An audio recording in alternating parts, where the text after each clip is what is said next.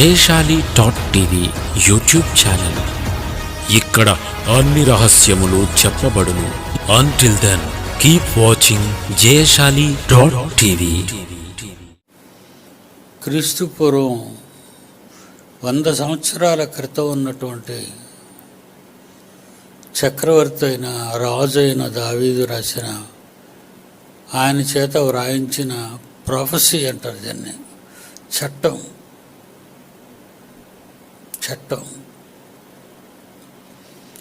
1000 సంవత్సరాల తర్వాత ఏం జరుగుతుందని వ్రాయించాడు. 1000 సంవత్సరాలకు ముందు యేసుక్రీస్తు కాలానికి సమండి, యేసుక్రీస్తు కాలానికి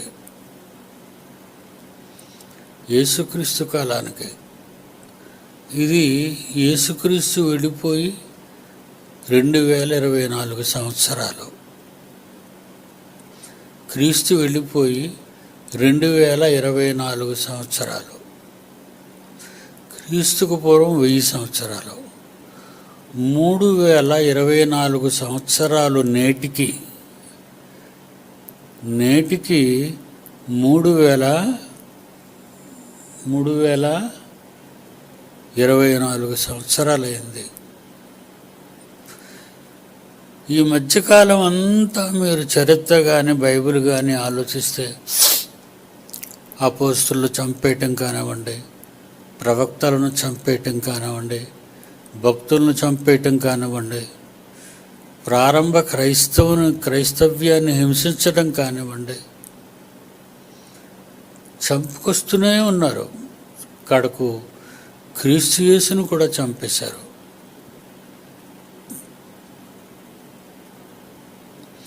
ఎంతమంది మనం నిలబడగలం? ఒకవేళ కత్తే మన పీక మీదకి వస్తే మనం నిలబడగలవా? చిన్న చిన్న కష్టాలకే ఓర్చుకోలేకపోతున్నాం, చిన్న బాధలు వస్తేనే తట్టుకోలేకపోతున్నాం. మరి దేవుడి గురించి మన ఇళ్లను పడగొట్టి, మన చర్చిలను కూలదీసి, మన మీద దండయాత్ర చేసి, చేతికొచ్చిన దెబ్బ కొట్టి, కత్తిని ఉపయోగించి పొడిచి చంపేసి, మిజోరాంలో ఏం జరిగిందో, మిజోరాం అనేది మణిపూర్లో ఏం జరిగిందో మనందరికీ తెలుసు. తాకాయలు నరికేసి వాళ్ళ దడులు, వాళ్ళ ఇంటి చుట్టూ కట్టుకున్న దడులకు వాటిని గుచ్చి వెళ్ళిపోయారు. అంటే అంత కక్ష.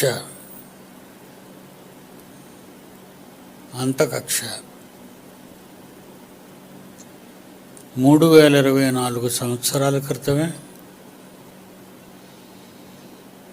దావీదు,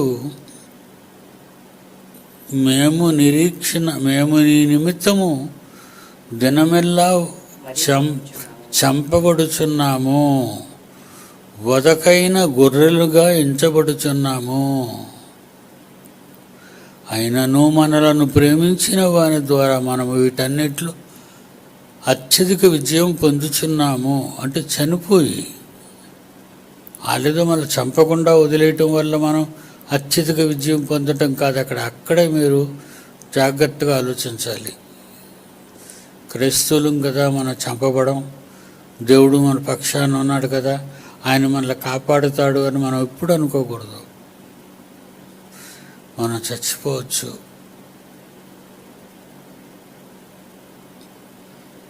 చిన్న మేలు చేసి పెట్టాడు దేవుడు. పార్లమెంట్ ఎన్నికల్లో ఇంచుమించు భారతీయ జనతా పార్టీకి దగ్గరగా వచ్చారు కాంగ్రెస్ పార్టీ. గతంలో జరిగినట్టుగాని ఏవైనా తొందరపాటు చర్యలు తీసుకుంటే ప్రతిపక్ష పార్టీ బలం ఎక్కువగా ఉంది కనుక మనకి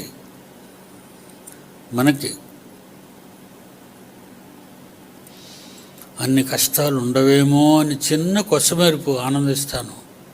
దేవుని పిల్లలారా, ఏదైనా విషయాన్ని మనం తెలుసుకోవాలి. మేము నీ నిమిత్తము దినమెల్లా చంపబడుచున్నాము, వదకైన గొర్రెలుగా ఎంచబడుచున్నాము. అయినను మనలను ప్రేమించిన వాని ద్వారా మనము వీటన్నిటిలో అత్యధిక విజయం పొందుచున్నాము.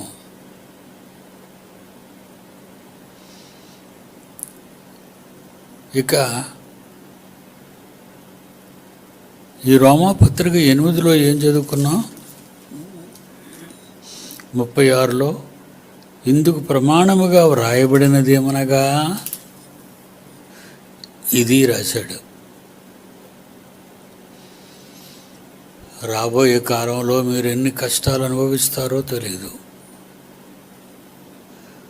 మతాల మీదే ప్రపంచ దేశాల్లో గొడవలు జరుగుతున్నాయి. కేవలం మతాలు.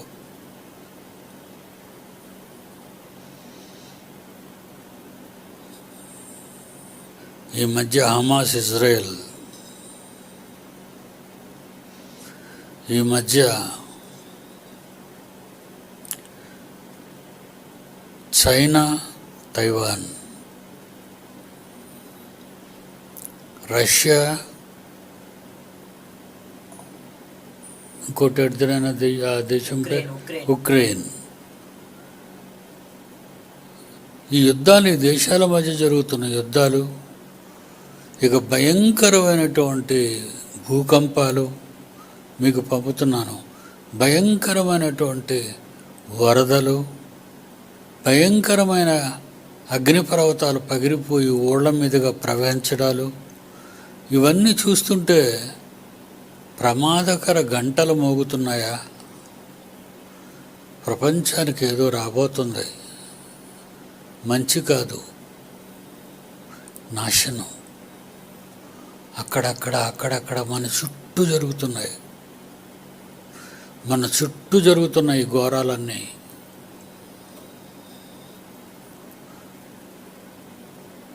ప్రార్థన చేయండి అందరూ. తండ్రి, మేము ధైర్యంగా నిలబడగలుగుటకు సహాయం చేయండి. మా పీక మీద కత్తి పెట్టినా, మా గుండె మీద తుపాకీ పెట్టినా, మేము ఎట్టి పరిస్థితుల్లో మిమ్మల్ని వదలం తండ్రి అనే మీ గొప్ప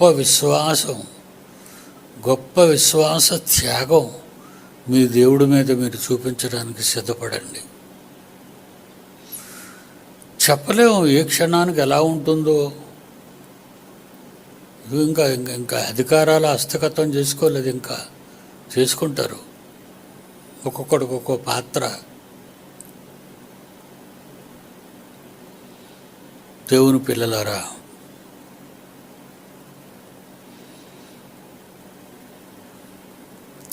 ముప్పై 37వ వచనం, మనలను ప్రేమించిన వాని ద్వారా మనము వీటన్నిటిలో అత్యధిక విజయము పొందుచున్నాము. ఇది పౌలు కాలం నాటి మాట అనిపిస్తుంది. ఎందుకంటే ఈ కాలంలో క్రైస్తవులు ఇలా చచ్చిపోతున్నారా? ఇంత ఘోరంగా, క్రూరంగా దేవుని కోసం చంపబడుతున్నారా? ఆలోచించండి. ఆనాటి పౌలు గారు బ్రతుకున్న కాలంలో సంగమునకు హింస వచ్చిందట. ఏ హింస? 8వ అధ్యాయం అపోస్తల కార్యాలు 8వ అధ్యాయం మొదటి వచనం. కొరింథీ పత్రిక అపోస్తల కార్యాలు 8వ అధ్యాయం మొదటి వచనం. ఆ కాలమందు యెరూషలేములోని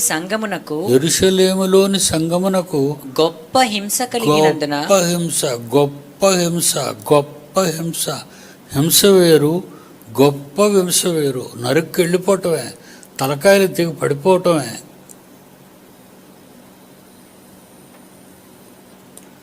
గొప్ప హింస కలిగినందున దానికి భయపడిన ఆనాటి క్రైస్తవ్యం అపోస్తలులు తప్ప సంఘములో ఉన్నవారందరూ యూదయ సమరయ దేశాలకి పారిపోయారట.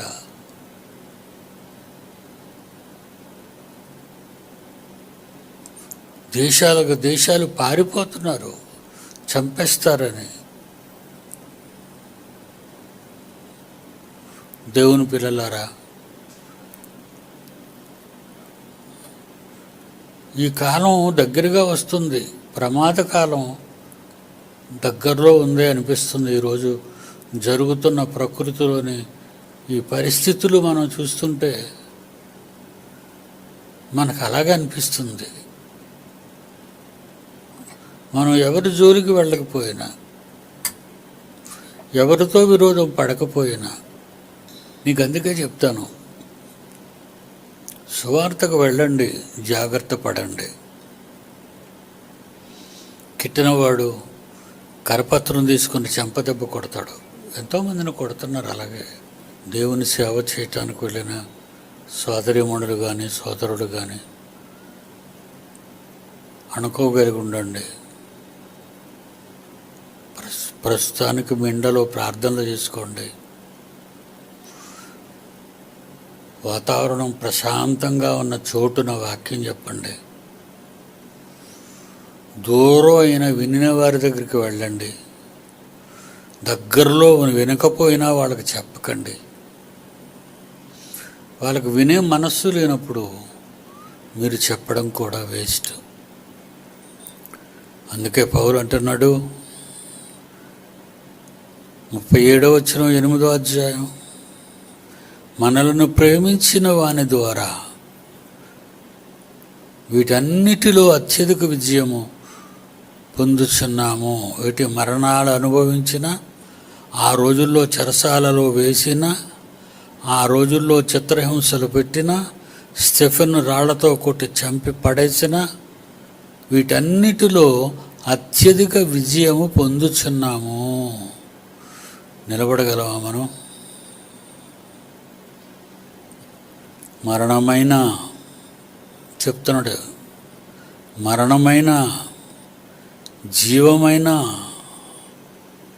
విజయము పొందుచున్నాము.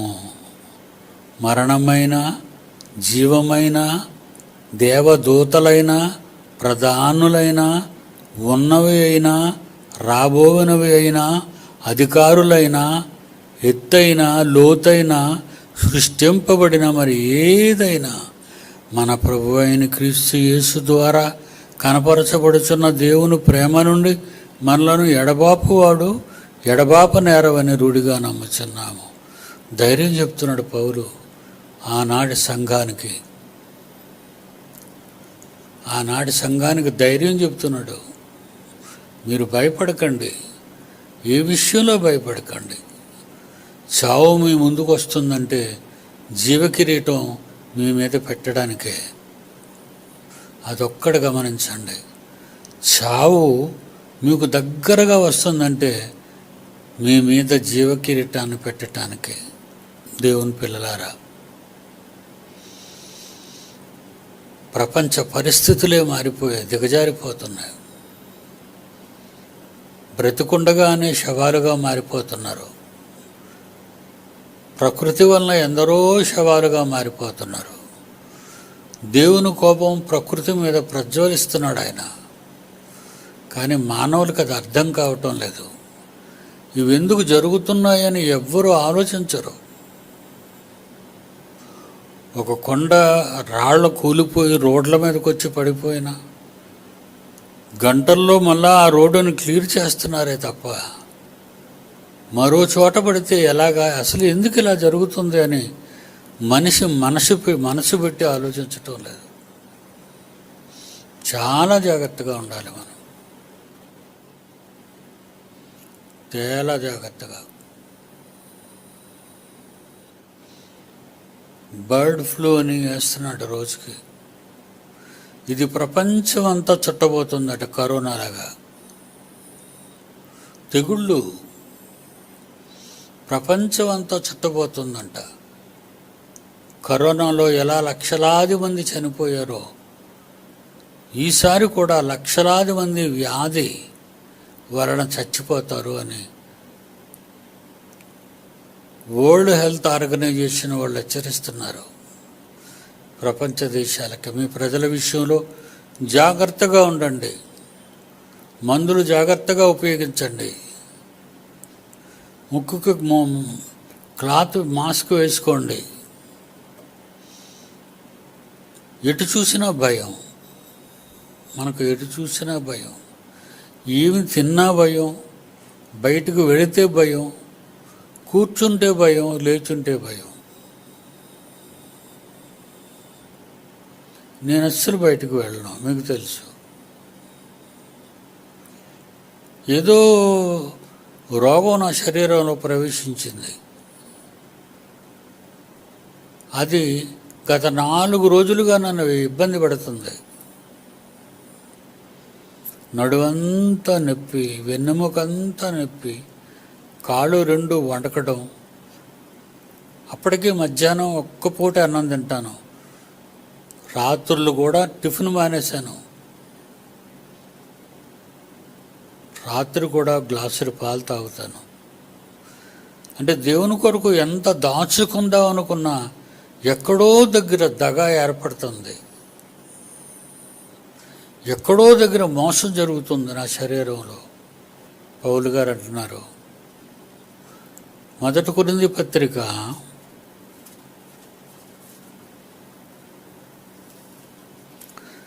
'నాకు తెలియనిది ఒకటి నా శరీరంలో ఉన్నట్టు నాకు కనబడుచున్నది' అంటాడు. రోమాపత్రిక 7వ అధ్యాయం 21 నుంచి చూద్దాం ఒకసారి. నేను ఇచ్చయింపని దానిని, నేను కోరుకొనని దానిని చేసిన ఎడల అది చేయునది నాయందు నివసించు పాపమే, కానీ ఇంక నేను కాదు. కాబట్టి మేలు చేయ ఇశ్చయించ నాకు కీడు తటస్థమై ఉన్నది. కీడు తటస్థమై ఉన్నదని ఒక నియమము నా శరీరంలో ఉన్నట్టు నాకు కనబడుచున్నది. ఒక నియమం, ఏదో ఒక మీరు మరి ఈ రోజున్న లేటెస్ట్ టెక్నాలజీ లాంగ్వేజ్లో చిప్ అంటారు దాన్ని. ఏదో చిప్పు మనకు తెలియకుండా మన శరీరంలో అమర్చబడిందా అని ఆలోచిస్తే, అది చేయునది నా యందు నివసించి పాపమే గాని నేను కాను. కాబట్టి మేలు చేయ నిశ్చయించు నాకు కీడు తటస్థమై ఉన్నదను ఒక నియమము నాకు కనబడుచున్నది. అంతరంగ పురుషుని బట్టి దేవుడు దేవుడు దేవుడు దేవుడు దేవుడు అని ధర్మశాస్త్రమునందు నేను ఆనందించుచున్నాను. కానీ వేరొక నియమము నా అవయవములో ఉన్నట్టు నాకు కనబడుచున్నది. వేరొక నియమము నా అవయవములలో ఉన్నట్టు కనబడుచున్నది. అలా కనబడింది ఏం చేసింది తెలుసా? మనల్ని ఓడించింది, అది గెలిచింది. మనల్ని ఓడించింది, అది గెలిచింది. అలా చదవడానికి వేరొక నియమము నా అవయవములో ఉన్నట్టు కనబడుచున్నది.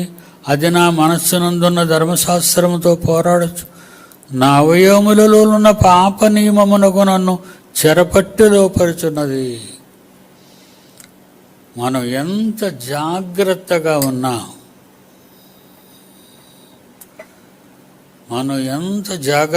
ఉన్నా, అది మనలో ప్రవేశించి మనల్ని నాశనానికి తీసుకుపోవడానికి ప్రయత్నం చేస్తుంది. అందుకే 8వ అధ్యాయం ప్రారంభంలో మనం ఒక మాట చదువుకున్నాం. 8వ అధ్యాయం 5-6 వచనాలు ఒకసారి జ్ఞాపకం చేసుకుందాం. 8వ అధ్యాయం 5-6 వచనాలు. శరీరానుసారులు శరీర విషయములను మనస్కరింతురు, ఆత్మానుసారులు ఆత్మ విషయములను మనస్కరింతురు. శరీరానుసారము మనస్సు మరణము, ఆత్మానుసారమైన మనస్సు జీవము సమాధానమై ఉన్నది. ఎలయనగా శరీరానుసారమైన మనస్సు దేవునికి విరోధమై ఉన్నది. అది దేవుని ధర్మశాస్త్రమునకు లోబడదు, అది ఏమాత్రము లోబడనేరదు. శరీర స్వభావము గలవారు దేవుణ్ణి సంతోషపరచనేరరు.